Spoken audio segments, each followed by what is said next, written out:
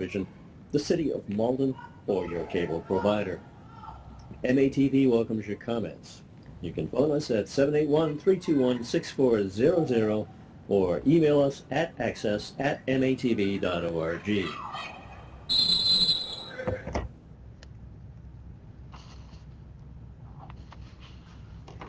It is that time of year, my friends, where we have the annual visit from our mayor of this fair city, Malden, Mayor Gary Christenson. Sir, say hello to all the people, all the interwebs out there. Hey everyone, how's everybody doing tonight? Okay, back in the virtual studio after we open up that can.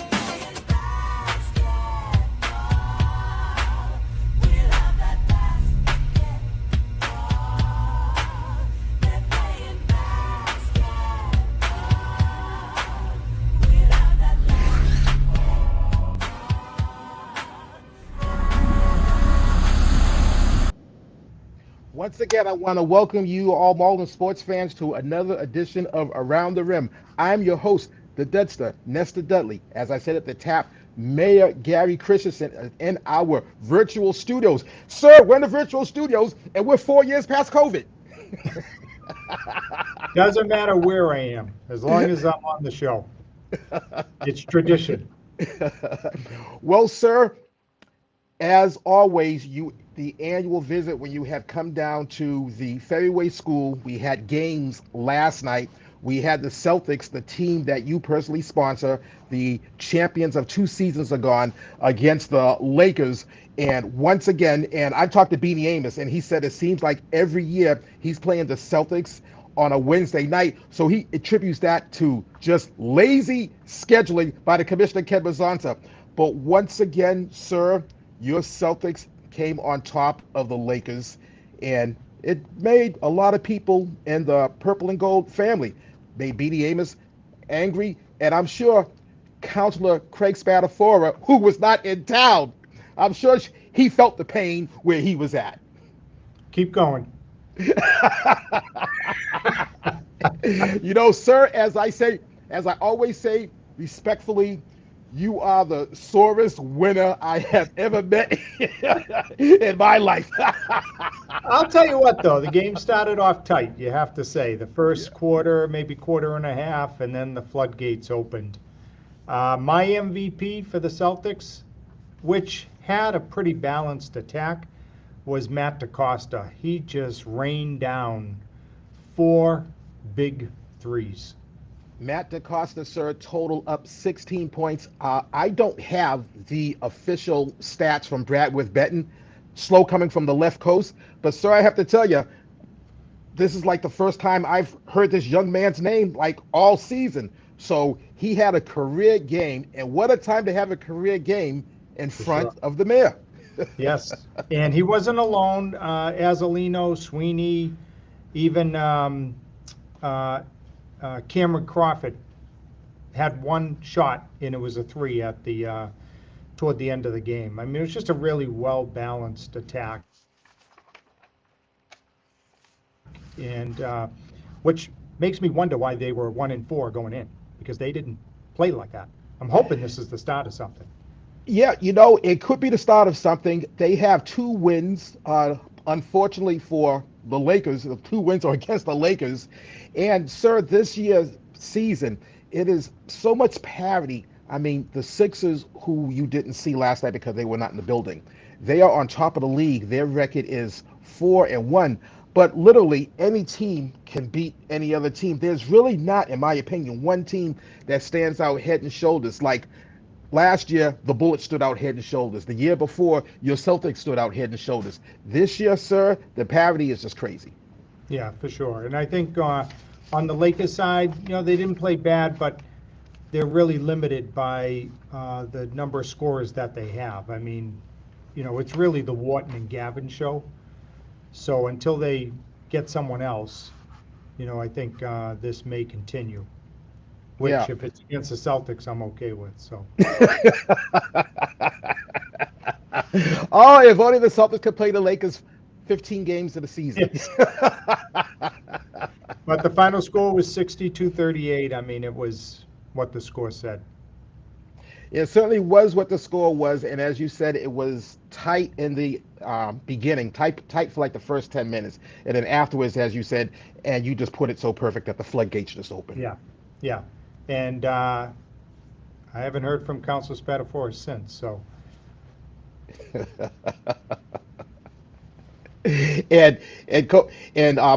Sir, you might not. I mean, he might just stay out of town. Yeah, I think so. He was chatting with me right up until tip, but that was it. Once I took a picture of me, let me see if I have it. This is what I sent him at halftime. I don't know if you can see that. Oh. And at halftime, it was 52-27. Yeah, and by that time, 52-27. I mean, that game is basically over at that point. It's the Lakers did not quit. There's no quitting that team. But for all intents and purposes, sir, we knew that game was over at that point. Yeah. So, and sir, you hear that sound? I see that look on your face. Yes, all because we are virtual doesn't mean that we don't have a web. So you are caught up in the virtual web. You are caught up. There's no way I'm going to have the mayor of this fair city on the show and don't have the virtual web or a web. So what caught up in the web of the MNBL is what it is. I can ask my guest any question. In this case, my guest is Mayor Gary Christenson. Anything I want. And it may or may not have to do with Marlin Neighborhood Basketball League. So, sir, this is a question that I bet you could never anticipate, but I'm sure that you were fully prepared to answer it. The Super Bowl next weekend between the Philadelphia Eagles and the Kansas City Chiefs. Who you got and why? That's a good one. Do you have a good answer? You stumped me, yeah. I would say the Eagles. Okay. And the reason being, Barkley. Yes. There's just something about him. It's one of those years that he's had that, to me, only makes sense that they win the Super Bowl as a result. Mm-hmm. In my opinion, sir, it was a shame that they sat him out that last game. Eric Dickerson's record was right there. The last game was against the Giants. He could have just played the first half. He would have got that record in that first half because he's been going crazy this year. It was scripted for him to do it against that team on that day, and Sirianni decided not to play him. And if they don't win the Super Bowl, that's going to really, really hurt. Didn't even think of it that way, but I'm with you. I would have gone for the record. The record's meant to be broken. Right. Now, personally, sir, I would like to see the three-peat. I mean, our beloved Patriots was a dynasty for 20 years. You look at this Chiefs team. I mean, this team is a dynasty. They got the quarterback. They got the coach. They can do something that no team has ever done in the history of the Super Bowls, and they've been playing 59 of them. Three-peat. That's what I am hoping for. What are your thoughts on a possible three-peat? Or are you one of those Chief haters? Chief haters. Is it that you have Chief fatigue, or is it that it's too soon after the Patriots dynasty to be celebrating another dynasty? The latter. Too soon. Way too soon. Let that sit. Yeah. Plus, it's all we have right now. Well, we still have the Boston Celtics, right? That's true. That's true. Yeah. Okay, sir, you are officially out of the web. Thank goodness. Let's go back to talking about the Celtics Lakers. I'm not sure if there's much more to talk about the Celtics Lakers because it was a thorough beatdown. So let's go to that second game, which was a really close competitive game, which was the Bullets against the Kings. Both teams coming in with 2 losses. Yes, and wire to wire, the ending, which I have captured on video, was one that I'll remember for a while. I think it was Zayden or Cedric. Cedric Mathley, Zayden Pierre. The issue with that game is the issue was the number. Someone kept switching the number 1 shirt, so I couldn't keep. So we're having trouble tracking who was doing what, but I think it was Cedric at the end who just rained that 3 down with about 10 seconds left. But in the scorer's book, it doesn't have anybody hitting a 3, which is. You know, I'm looking in the scorer's book right now. Right when you said that, I was going to let you know which player it is. But in the 4th, you are absolutely right, sir. It's not in the book. I don't know what's up with that. Yeah, right. Hey, might be under review that game because they won by 1 point. Yeah, they won by 1 point. Yeah, they won by 1 point. Yes, it was a foul was called at the 1 minute, 1 second mark, I should say, right. And the player Chase Bowling had 2 chances to send it into overtime, OT. And you know what? When the eyes of the league are on you, palms get sweaty, butt cheeks tighten up, and he missed them both. Let me ask you, and that's very uncharacteristic of that player. Yeah, Bowling has nothing to be ashamed of. He was awesome, as was Hassan. Both really great players. They had a great game. But a question I had for you, there was some controversy at the end when Coach Wright claimed that there was unsportsmanlike conduct from the fans of the opposing team, not allowing Bowling to be able to shoot his free throw in peace. Right. You know, it's the fans, you know, it all depends what official it is. Now, it was official Steve Frecker. He would never make this call. I've known him for years. But there are some officials that would actually give a warning and say, you guys got to quiet down. And if you don't quiet down, they would assess a technical on the head coach. But at that point, when there's 1 second left to go, that's basically dictating and controlling the end of the game. And every good official, and Steve Frecker is a good official, every good official will let you know, and they will tell you they do not want to be the one to decide the game. They just want to officiate the game. They don't even want you to know their name. I know Steve Frecker because I've known Steve Frecker all my life, and so have you. But they don't even want you to know their names. And Nestor, I didn't think it was overly raucous, did you? I mean, I heard them, you know, banging the stands, but I didn't think it was overbearing. It wasn't overbearing. It wasn't disrespectful. It wasn't confrontational. I don't even think it affected Chance Bowling. I think the person that affected was head coach Steve Wright. Yeah, right, it was. Yeah, Bowling didn't say anything. Yes, Steve Wright was the only one in the building. Right. Yeah, not even his assistant coach was saying anything. It was just him. But yeah, my goodness, what a game! And you know, you picked a nice night. And I see you bebopping. Let's plan it right. Go on, this is your show. You can I'll bebop with you. So it is time for the rollers. So we're gonna go and check out this past week's play.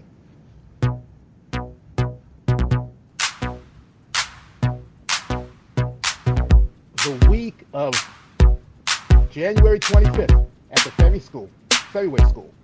First game, Bullets versus the Celtics. Bullets beat the Celtics 51-45. Azalino Hyman for the Celtics, 13 points. Bowling led all scores with 20 points as the Bullets improved to 4-1. Celtics dropped to 1-4. Second game Saturday, Pistons Kings. Kings over the Pistons, 64-42. Sullivan Hyman for the Pistons, 12 points. Matthew led all scores with 19 points. As the Kings improved to 3-2, the Pistons dropped to 3-2. First game Sunday, Bullets versus Pistons. Pistons 47, Bullets 38. Hassan, high man for the Bullets, 12 points. Sullivan led all scores with 17 points as the Pistons improved to 4-2 and the Bullets dropped to 4-2. Second game Sunday, Lakers Sixers. Sixers 6 points better than the Lakers 36. to 30. Melvin, high man for the Sixers, 14 points. Wharton led all, scores at 15 points. As the Sixers improved to 4-1, the Lakers dropped to 0-5.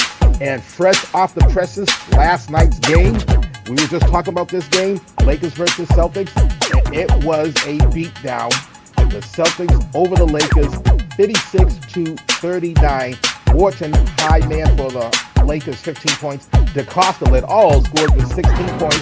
As the Celtics improved to 2-4, the Lakers are still on the schneid, dropping to 0-6. And the final game, we got to talk about this. We know what we were just talking about, a one-point game. But when I total up the scores, this is what the scores was total. So I'm going by what it says in the book, not what it says on the scoreboard. It's the Kings, 47 over the Bullets, 43. Pierre Hyman, 13 points for the Kings. Bullet led all scores with 20 points as the Kings improved to 4-2 and the Bullets dropped to 4-2. And that's how it all went down in this past weekend's play. So, sir, I know what the scoreboard said. It was a one-point game, but I'm tallying up the scores, and I know that there is a deficiency because you had pointed out that that 3-point was not tabulated in the books. So, it is. Bottom line is, what is very fortunate that it wasn't a swing of more than 1 point. It wasn't a case where the Bullets actually scored more than the Kings, because at that point, what do? The scoreboard says something, and then the book gets tallied up. Basically, this morning, that, sir, would have been a mess. Nestor, as they say, good enough for government. Yeah. So now, sir, it's on to the weekly Around the Rim Awards. So self-kickage.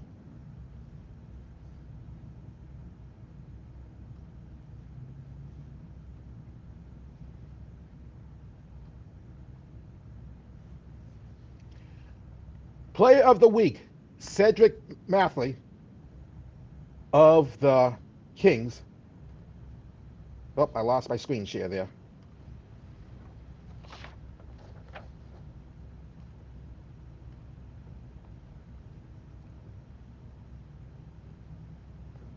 Again, Player of the Week, Cedric Mathley of the Kings.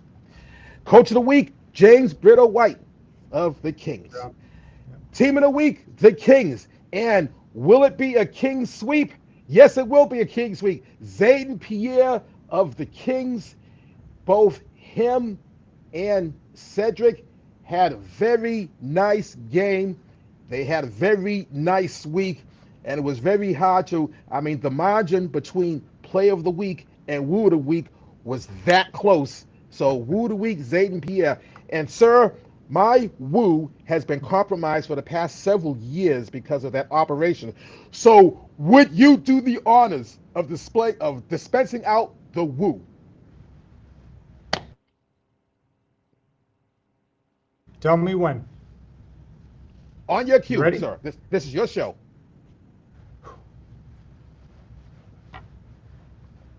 Cedric, this Woo is for you. Woo! Okay, that was a good practice. Cedric was the Player of the Week. Zayden got the Woo of the Week. So, so it's Zayden Pierre. I'm going to tell you right now, sir, we're live. We're not going to save this for the blooper reel. So take two, Zayden Pierre. All right, Zayden Pierre, you played well. You made a difference. And the only thing left to do right now is to give you the Woo of the Week. So Zayden Pierre, this Woo is for you. Woo! Thank you, sir. We like to have fun on your show. Now let's go over to the standings.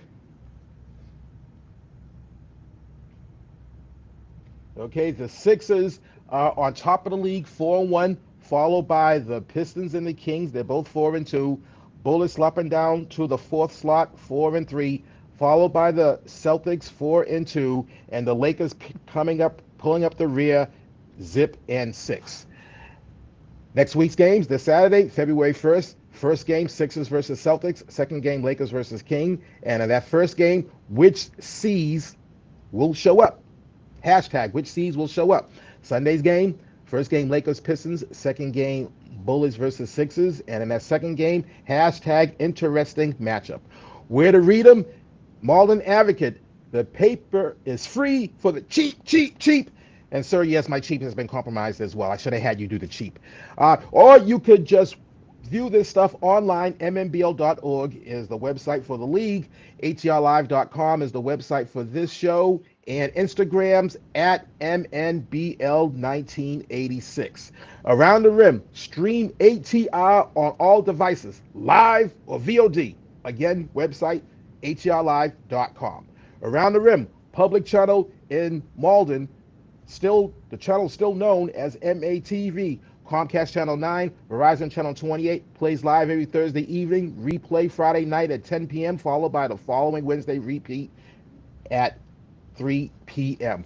Like and stream Around the Rim, hashtag follow, hashtag stream, hashtag retweet at Nestor Dudley or IG's at The Real Nestor Dudley.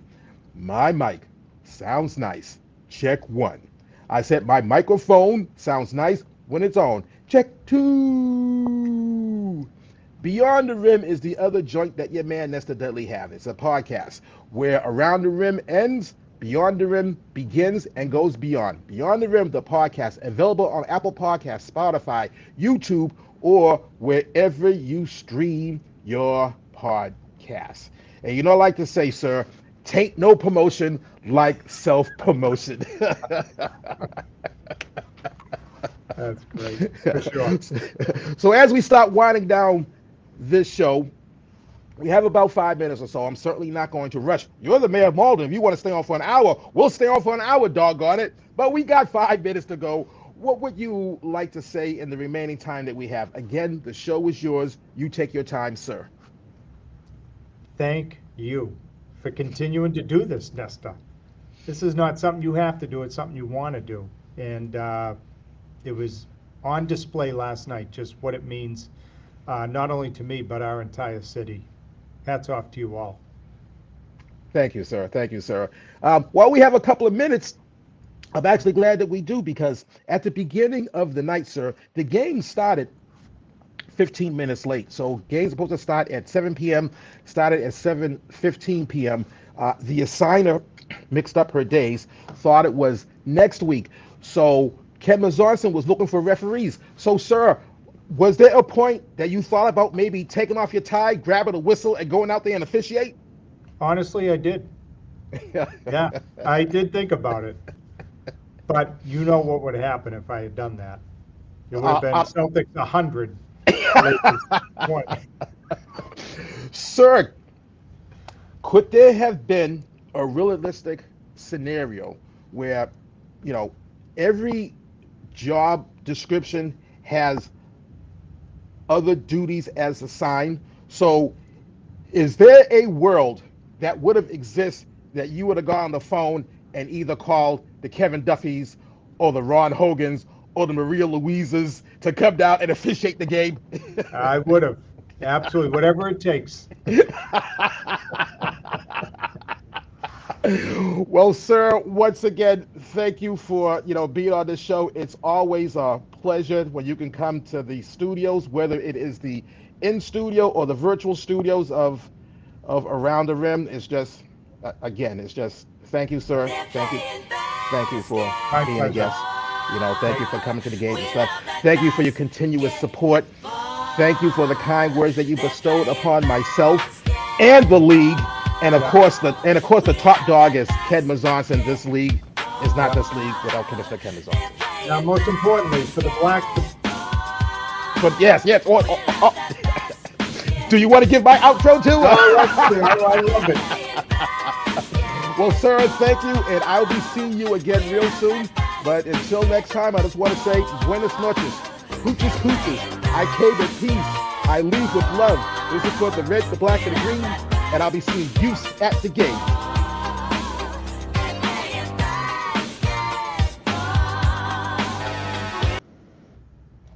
Okay, now, as always, that was a fun show. Always. Thanks so much for